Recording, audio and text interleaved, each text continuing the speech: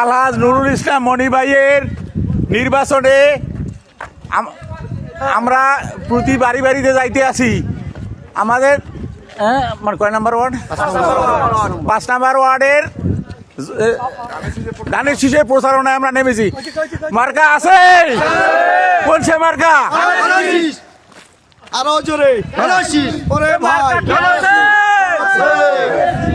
মার্কা কি আছে? সেই মার্কা আরো ধরে বাবনার পাথরঘাটার নাস্তাপাড়ার মনি ভাইয়ের ইনশাআল্লাহ 12 তারিখ বিজয়ের পথে বারের শীষ বলো খালেদা জিয়া, তারেক রহমান, নুরুল ইসলাম মনি সবাই মিলে আরো জোরে জোর হয় না কেন?